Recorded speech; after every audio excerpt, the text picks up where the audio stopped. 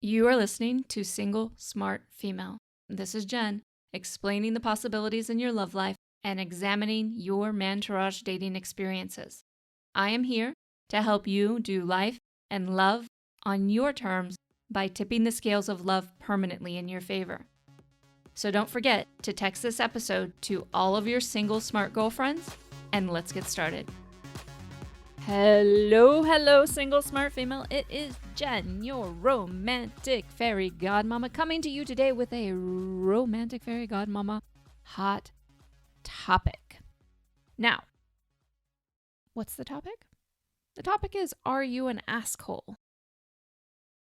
And I have to tell you, I didn't know what I love the word asshole, by the way. It's one of my favorite words, along with the word asshat. Anything with ass, I'm pretty much drawn to. But the word askhole, A-S-K-H-O-L-E,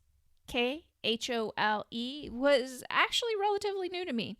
And you're probably thinking, how is that even possible? Well, frankly, I don't spend a ton of time on social media, so I had not seen the meme going around for some time. So sometimes I miss things when it comes to social media stuff. And also, if you're wondering what is an asshole because you're even later than I am to this beautiful, wonderful word, the definition is someone who continually asks for advice but never follows it.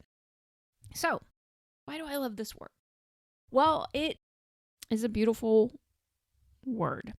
It defines a lot of women that come to me and ask me things that they'll never, ever, ever follow through with.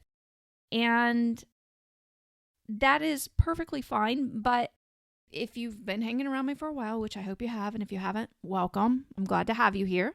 But I teach something called mantourage dating, which is dating more than one man at a time until you find your forever man, or indefinitely if you so choose. But my favorite asshole that I get is women coming to me wanting me to fix a relationship that's not happening, meaning they're dating somebody who all of a sudden has gone MIA on them or something else like that, or doesn't want to get in a relationship with them, but they're not willing to mantourage date. But they really want me to fix that for them. And it's a very asshole move. And then they try very fervently to tell me that they're not hyper-focused or obsessed or something like that, which is something I'm very, very versed in and have experienced a lot in my life. And it's really hard to explain that, hey, you're kind of caught in the throes of this hyper-focus and it's really going to screw up any potential you have with him. And if you want help from me, the requirement is you have to be willing to mantourage date. That's my bottom line. There's no getting around that with me. That is what I know works, what I know is going to give you the most incredible results, and what I also know is going to break your hyperfocus permanently. Why? Because hyperfocus is the death of a relationship before it starts. Now, let's talk about some other asshole moves. Not just in my realm of dating, but just some asshole moves in general that women do. One of those things is they sign up, and this isn't just with me. This happens across lots of industries and stuff, but they sign up for things like as they schedule consults and stuff and just don't show up. Or they cancel appointments because they have a quote unquote emergency, and the emergency, and I'm talking about not a legit emergency. They just give the emergency excuse. They decide that they get uncomfortable with something, they get nervous about something, and then they just break their commitment. Now, we're always pissed as women. We're pissed that men do this with us in dating, but the truth is a lot of women do this outside of dating with other women. So a lot of women do this with their friends. So they'll even, especially if it's for a guy that they really like, they'll break their plans with their friends. And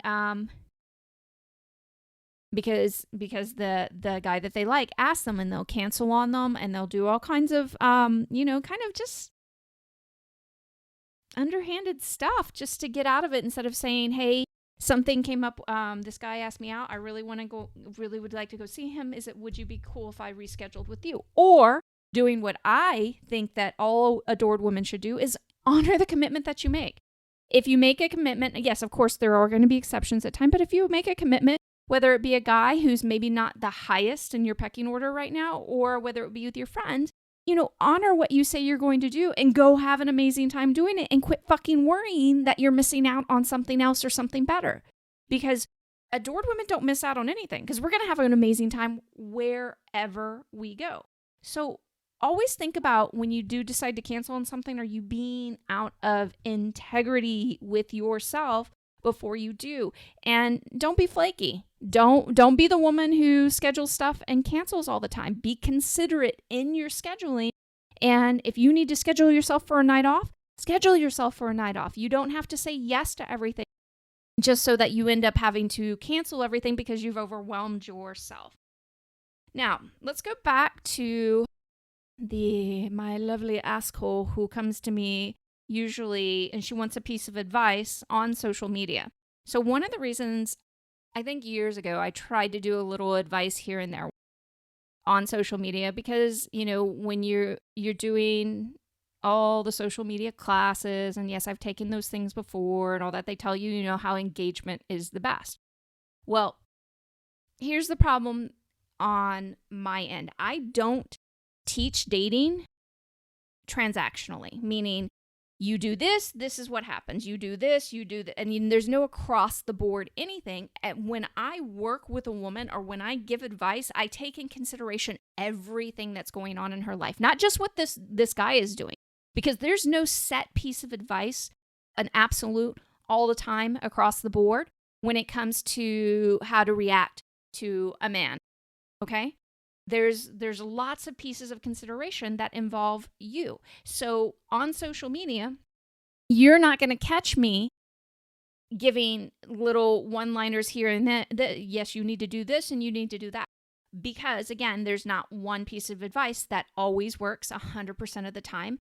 And you always have to consider not just what's going on with the man, but you have to always take in who the woman is, where she's at, how she's feeling, how she perceives the world.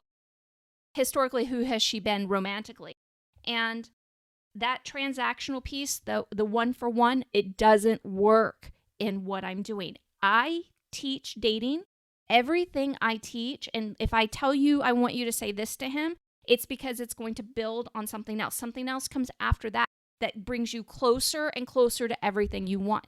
You cannot transactionally date, again, the one for one, and get everything you want romantically.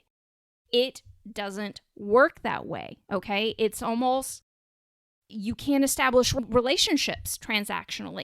So it's really important to understand that when you and I are engaging with each other, it's to build on something. It's not to do a little bit here, a little bit there. It doesn't work. That's why it's so important that you consider everything and learn how to not transactionally date anymore.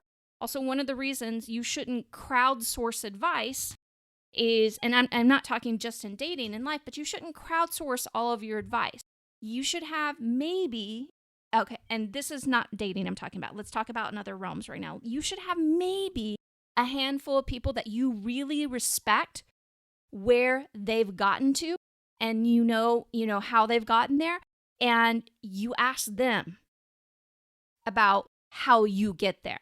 But it's a very small number. You don't need to go to large groups of people to try to crowdsource things, because what it does is it adds an element of confusion to any decisions that you make, which leads to paralysis of action. And no piece of advice works unless you take action on it. So being an asshole, someone who continuously asks for advice but never actually does it, it's going to screw you over and over again. Plus, it exhausts the people around you. So let's talk about it in dating specifically. Like I said, I don't do transactional dating, which is the one for one. He does this, you do that. He does that, you do this. That shit doesn't work. It's very shallow, and it's never going to improve your love life. And my favorite is always hearing women say, that they have to do it that way. Well, no, if you don't look at the big picture and start building off of something and look at who you're becoming throughout the adored woman evolution, then you've screwed yourself. So look at everything. This is a very holistic approach to dating and love. And that's what the Mantourage is for, so that you have the opportunity to develop as an adored woman. And if you think you have no development to do, you shouldn't be here. Because one of the reasons, the biggest reason women have not found love, it isn't because just the man doesn't exist or she hasn't found him yet. It's because she's not ready for him yet. And that's critical in your understanding of becoming an adored woman. A lot of what, not only do I teach women to engage with men differently and to stop classifying and stereotyping men, I also teach them about who they need to become that honors themselves. And I'm not talking about changing yourself fundamentally. I'm talking about opening yourself up so that you can learn the different components of dating and love, which are receiving, which most of you, I'm going to be honest with you, because you're working your ass off in a very male-oriented environment, meaning it's just about productivity and very little else. Most of you really suck at receiving. And I know that's one that's hard to swallow, but I spend a good bit of time with women learning to actually lean back and receive and getting comfortable with that. A lot of you have issues with patience and understanding that anything good, it doesn't mean it has to take forever. But most of the time, you're building on something, and it's a process of who you're becoming as you're learning to receive, and as you become this woman, this adored woman, then you become ready to have all the things you want. And most of you aren't ready because you're really shut down to the idea of having to have patience whatsoever. And patience, it is important. And once you actually have the patience, you're going to be surprised as hell at how fast everything happens. Then another thing is that a lot of women are really bad about looking for what's going to go wrong instead of looking for what's going to go right. And they look at anything that happens that looks a little bit awry and they automatically classify it as, oh, this shit isn't working, when they couldn't be further from the truth. When it's actually the opposite that's happening. Because sometimes things that look awry are actually setups for really good stuff. But we won't recognize that because we get pissy about it. So another piece to consider. Now, finally, again, I mentioned, being an asshole, there's actually a good piece. The desire to want the advice is that's actually really, truly important. Because, there are people who have no desire to make anything better in their life, so they never ask. Which, there's nothing wrong with that. But if you're a woman who wants something amazing and different in your life, especially in your love life, you have to be willing to ask, what is it that I'm doing? What is it that I'm doing that's contributing to me not having what I want in life? So you've got the first part of it. You've got the ask part down. Not ask. This is getting fun.